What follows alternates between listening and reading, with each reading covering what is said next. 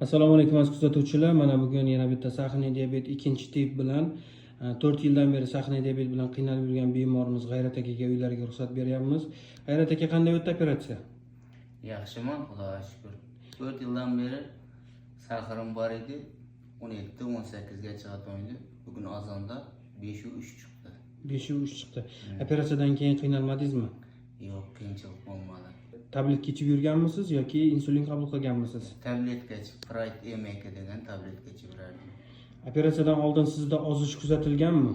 Ozish bo'ldi. Qancha vес tashlagansiz sahr bo'lganingizdan keyin? 20-25 kilogramm ozganman. Operatsiyadan oldin, to'g'rimi?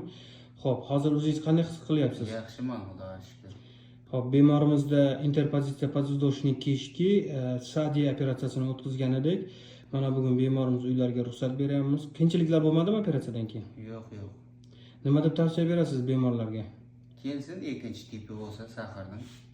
O'zingiz ham kuzatganmisiz bizlarni? Kuzatganman, Instagramdan topib kelganman.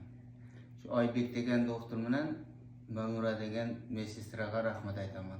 Ustozlarimizgacha, jamoagacha nima deysiz klinika haqida? Bari zo'r. Narkozdan keyin qiyinchiliklar bo'ldimi? Og'riq sezib, Ozgina og'riq bo'ldi, u baribir bo'ladi dedi. Yaxshiman hozir, Xudoga shukr bilan. Xudo xolasa. Nima deb tavsiya berasiz kuzatadigan bemorlarga? Kelsin. Operatsiya qildirsin. bo'ldi. Xudo xolasa.